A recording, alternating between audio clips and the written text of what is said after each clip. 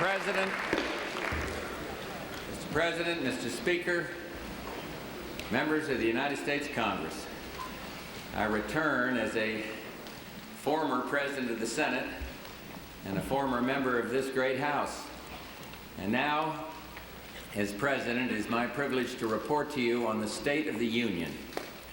Tonight, I come not to speak about the state of the government, not to detail every new initiative we plan for the coming year, nor describe every line in the budget. I'm here to speak to you and to the American people about the State of the Union, about our world, the changes we've seen, the challenges we face, and what that means for America. There are singular moments in history, dates that divide all that goes before from all that comes after. And many of us in this chamber have lived much of our lives in a world whose fundamental features were defined in 1945. And the events of that year decreed the shape of nations, the pace of progress, freedom or oppression for millions of people around the world. 1945 provided the common frame of reference, the compass points of the post-war era we've relied upon to understand ourselves. And that was our world until now. The events of the year just ended, the revolution of '89, have been a chain reaction. Changes so striking that it marks the beginning of a new era in the world's affairs. Think back just 12 short months ago to the world we knew as 1989 began. One year ago, the people of Panama lived in fear under the thumb of a dictator. Today, democracy is restored. Panama is free.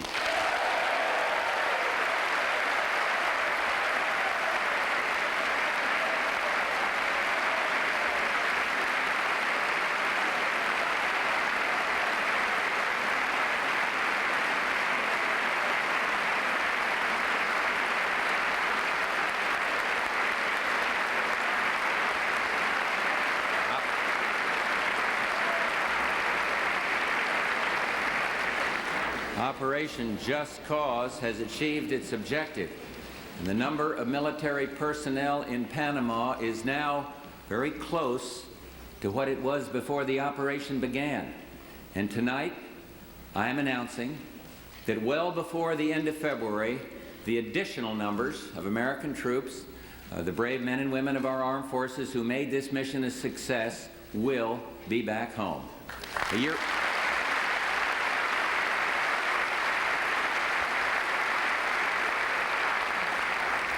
year ago in Poland, Lech Wałęsa declared that he was ready to open a dialogue with the communist rulers of that country. And today, with the future of a free Poland in their own hands, members of Solidarity lead the Polish government.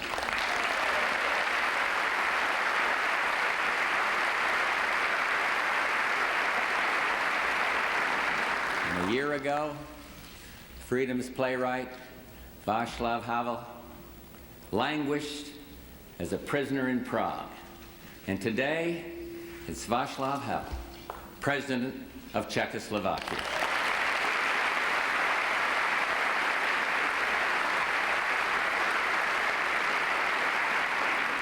And 1 year ago, Erich Honecker of East Germany claimed history as his guide, and he predicted the Berlin Wall would last another 100 years. And today, less than 1 year later, it's the wall that's history. Remarkable events.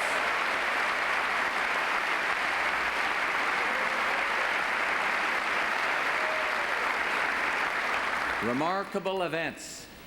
Events that fulfill the long-held hopes of the American people. Events that validate the long-standing goals of American policy, a policy based on a single shining principle, the cause of freedom.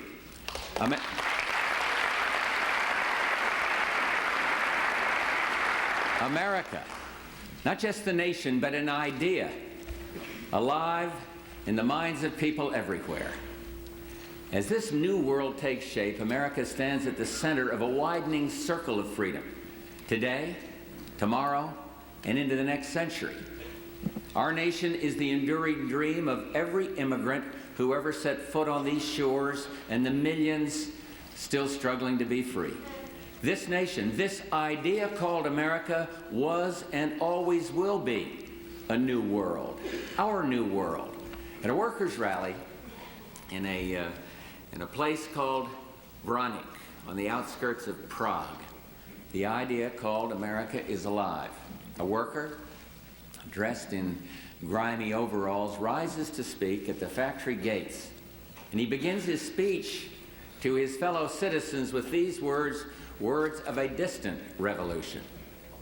We hold these truths to be self-evident, that all men are created equal, that they are endowed by their Creator with certain unalienable rights, and that among these are life, liberty, and the pursuit of happiness. It's no secret that here at home, freedom's door opened long ago. The cornerstones of this free society have already been set in place.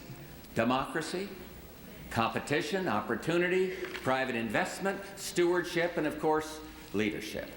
And our challenge today is to take this democratic system of ours, a system second to none, and make it better.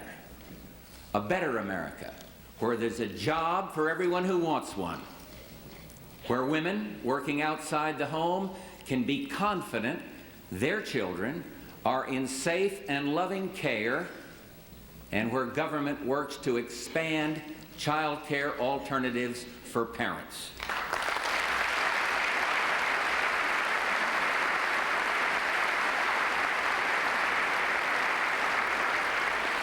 Where we reconcile the needs of a clean environment and a strong economy, where made in the USA is recognized around the world as the symbol of quality and progress, and where every one of us enjoys the same opportunities to live, to work, and to contribute to society, and where for the first time the American mainstream includes all of our disabled citizens.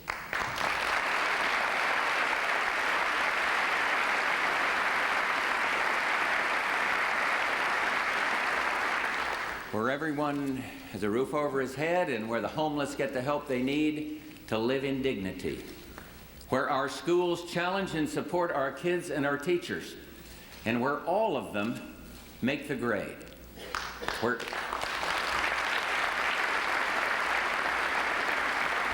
every street, every city, every school, and every child is drug-free. And finally,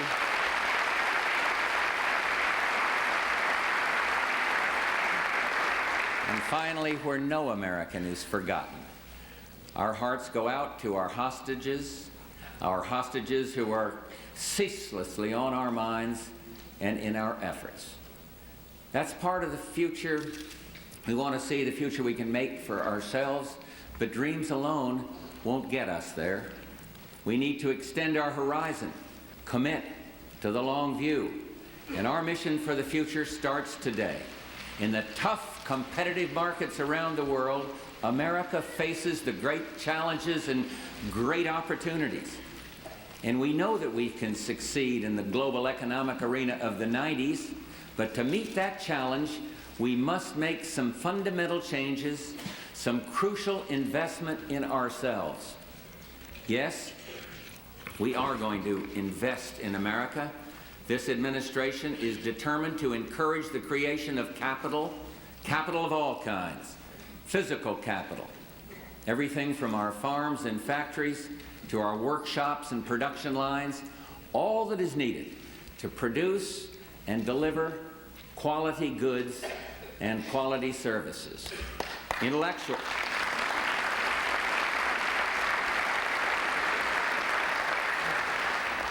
Intellectual capital, the source of ideas that spark tomorrow's products. And of course, our human capital, the talented workforce that we'll need to compete in the global market. Let me tell you, if we ignore human capital, if we lose the spirit of American ingenuity, the spirit that is the hallmark of the American worker, that would be bad. The American worker is the most productive worker in the world. We need to save more. We need to expand the pool of capital for new investments that mean more jobs and more growth. And that's the idea behind a new initiative I call the Family Savings Plan, which I will send to Congress tomorrow. We need to cut the tax on capital gains, encourage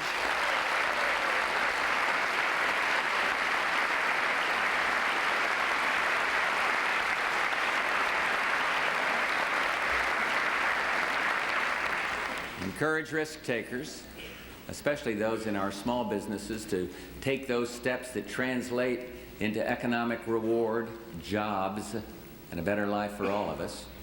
We'll do what it takes to invest in America's future.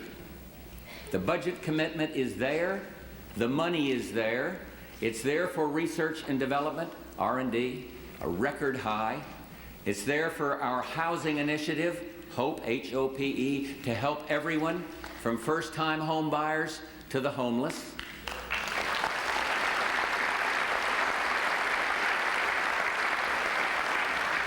The money's there to keep our kids drug-free, 70% more than when I took office in 1989. It's there for space exploration, and it's there for education, another record high. And one more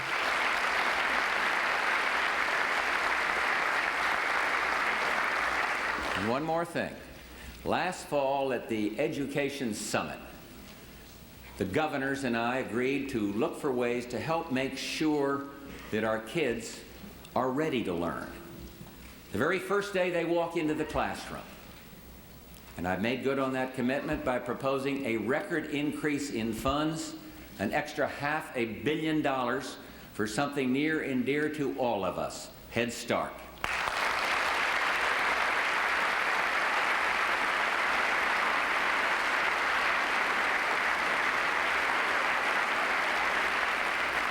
Education is the one investment that means more for our future because it means the most for our children. Real improvement in our schools is not simply a matter of spending more. It's a matter of asking more, expecting more of our schools, our teachers, of our kids, of our parents, and ourselves. And that's why tonight I am announcing America's education goals. Goals developed with enormous cooperation from the nation's governors. And if I might, I'd like to say I'm very pleased that Governor Gardner and Governor Clinton, Governor Branstad, Governor Campbell, all of whom were very key in these discussions, these deliberations, are with us here tonight. By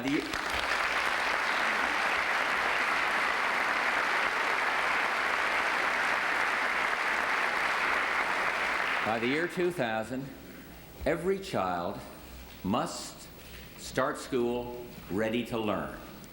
The United States must increase the high school graduation rate to no less than 90%.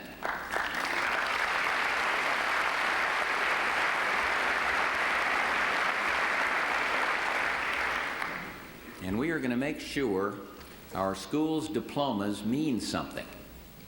In critical subjects, at the 4th, 8th, and 12th grades, we must assess our students' performance.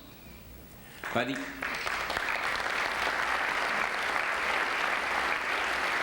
year 2000, U.S. students must be the first in the world in math and science achievement.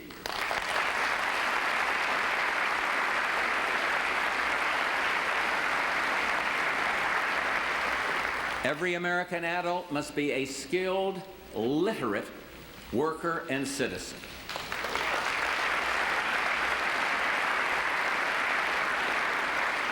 Every school must offer the kind of disciplined environment that makes it possible for our kids to learn. And every school in America must be drug-free.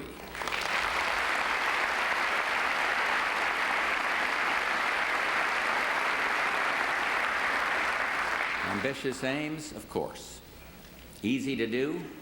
Far from it. But the future's at stake.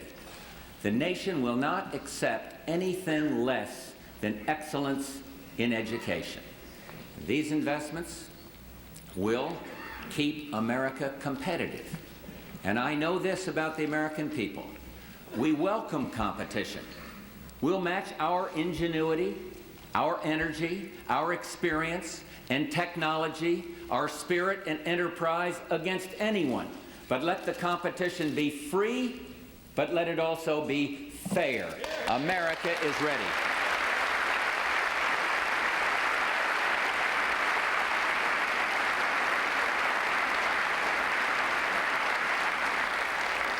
Since we really mean it, and since we're serious about being ready to meet that challenge, we're getting our own house in order. We have made real progress. 7 years ago, the federal deficit was 6% of our gross national product, 6%. In the new budget I sent up 2 days ago, the deficit is down to 1% of gross national product. That budget brings federal spending under control. It meets the Graham-Rudman target. It brings that deficit down further and balances the budget by 1993 with no new taxes.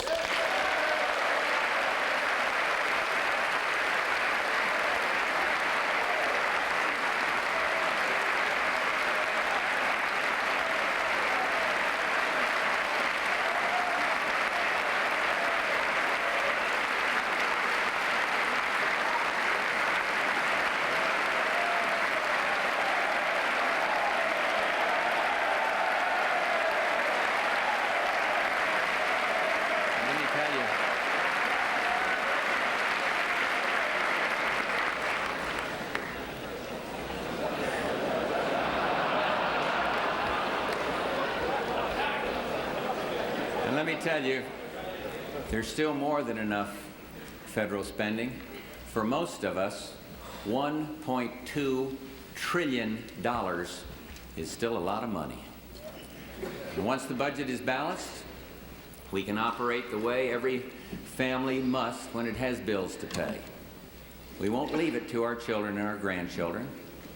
Once it's balanced, we will start paying off the national debt. And there's something more.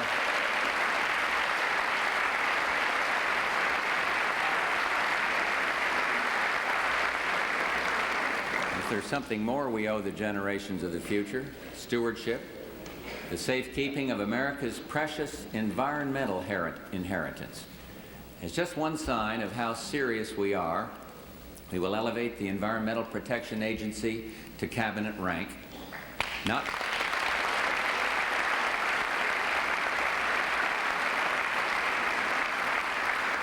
more bureaucracy, not more red tape, but the certainty that here at home, and especially in our dealings with other nations, environmental issues have the status they deserve. This year's budget provides over $2 billion in new spending to protect our environment, with over $1 billion for global change research, and a new initiative I call America the Beautiful, to expand our national parks and wildlife preserves and improve recreational facilities on public lands, and something else. Something that will help keep this country clean, from our forest land to the inner cities, and keep America beautiful for generations to come. The money to plant 1 billion trees a year.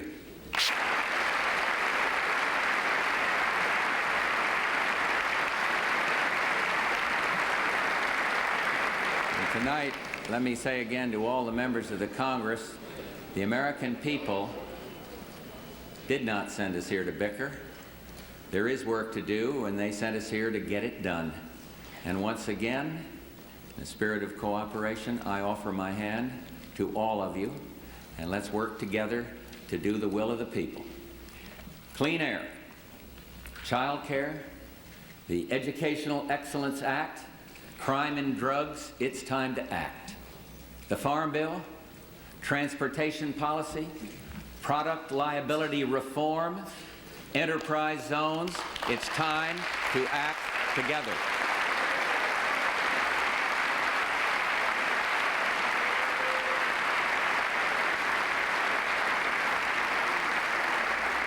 And there's one thing I hope we will be able to agree on.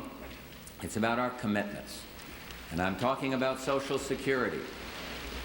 To every American out there on Social Security, to every American supporting that system today, and to everyone counting on it when they retire, we made a promise to you, and we are going to keep it. We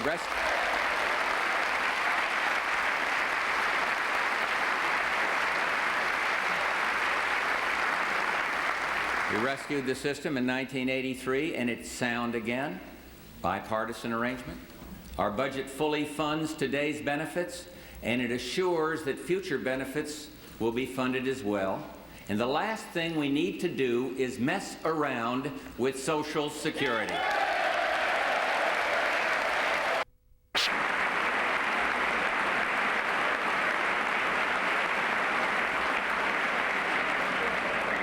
One more problem we need to address.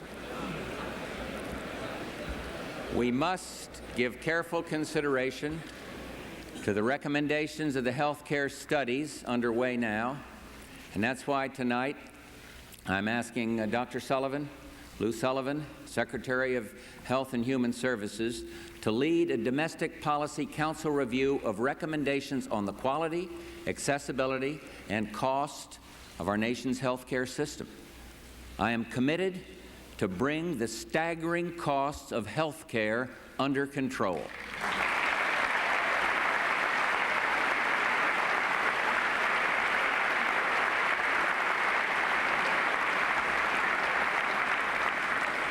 The state of the government does indeed depend on many of us in this very chamber. But the state of the union depends on all Americans. We must maintain the democratic decency that makes a nation out of millions of individuals. And I've been appalled at the recent mail bombings across this country. Every one of us must confront and condemn racism, anti-Semitism, bigotry, and hate. Not next week, not tomorrow, but right now, every single one of us.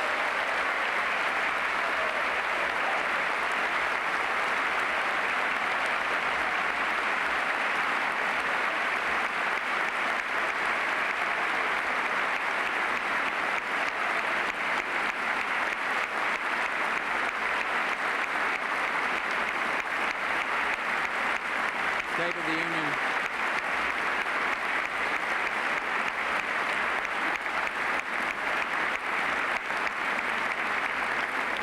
The State of the Union depends on whether we help our neighbor claim the problems of our community as our own.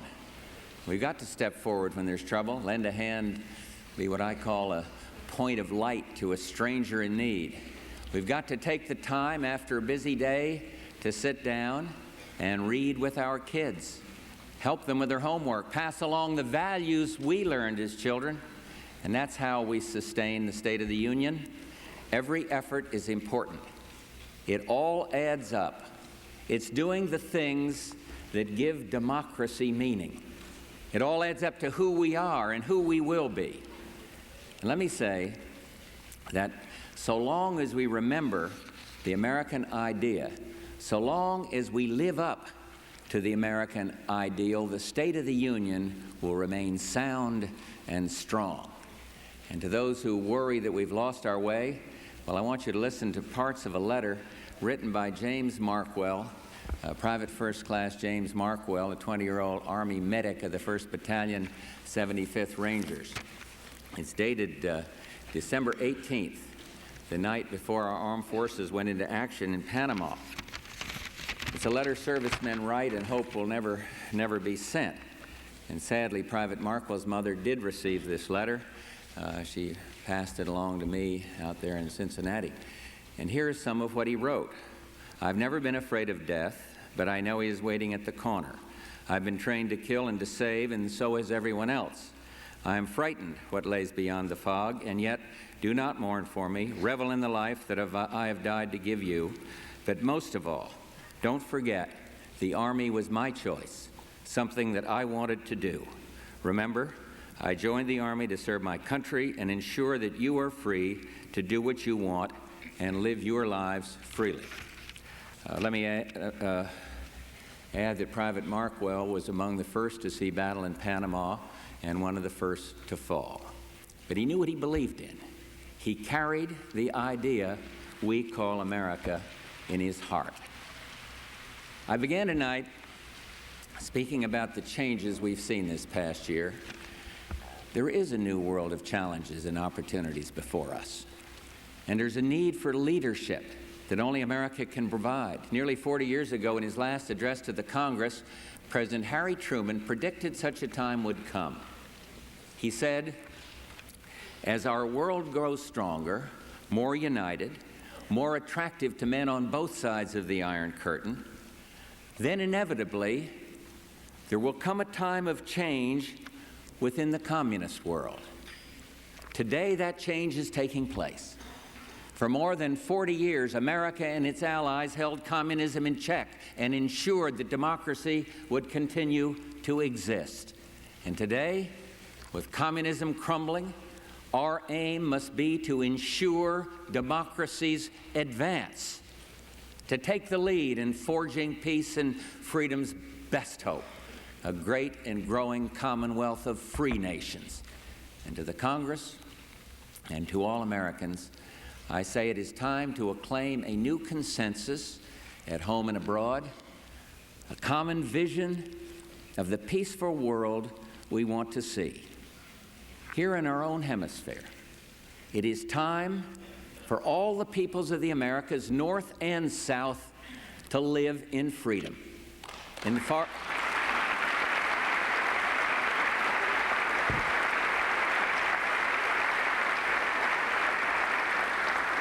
the Far East and Africa, it's time for the full flowering of free governments and free markets that have served as the engine of progress. It's time to offer our hand to the emerging democracies of Eastern Europe, so that continent, for too long a continent divided, can see a future whole and free. It's time to build on our new relationship with the Soviet Union, to endorse and encourage a peaceful process of internal change toward democracy and economic opportunity. We're in a period of great transition, great hope, and yet great uncertainty. We recognize that the Soviet military threat in Europe is diminishing, but we see little change in Soviet strategic modernization. And therefore, we must sustain our own strategic offense modernization and the Strategic Defense Initiative.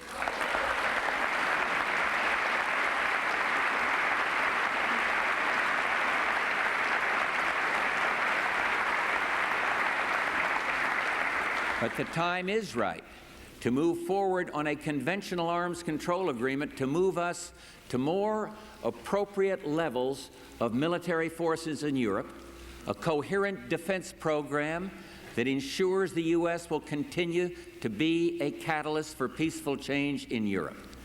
And I've consulted with leaders of NATO. In fact, I spoke by phone with President Gorbachev just today. And I agree with our European allies that an American military presence in Europe is essential, and that it should not be tied solely to the Soviet military presence in Eastern Europe. But our troop levels can still be lower. And so tonight, I am announcing a major new step for a further reduction in U.S. and Soviet manpower in Central and Eastern Europe to 195,000 on each side.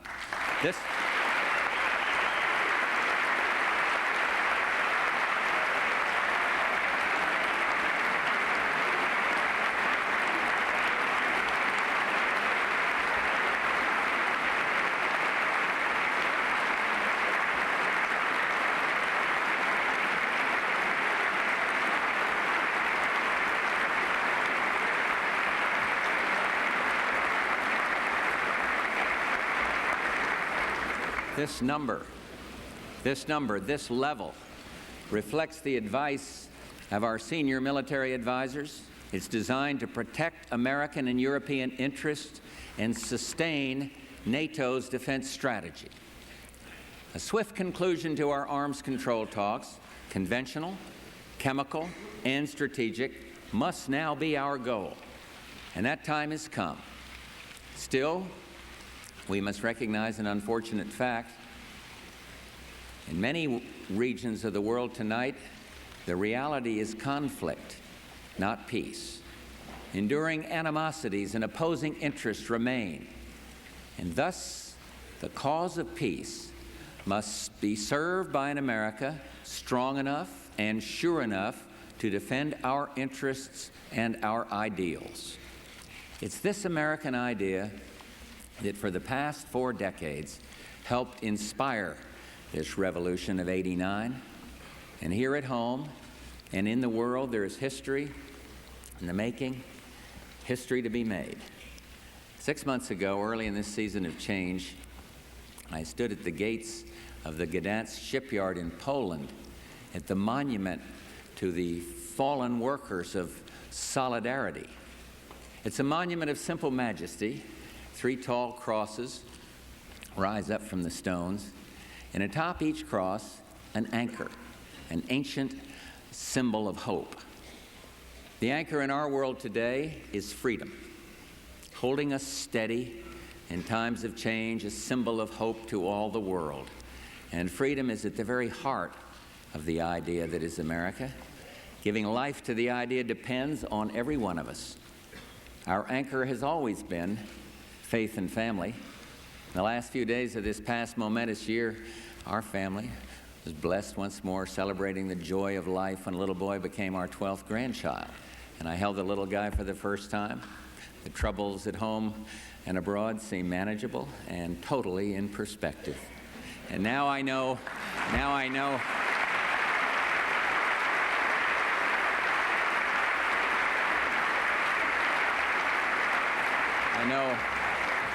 you're probably thinking, well, that's just a grandfather talking. Well, maybe you're right.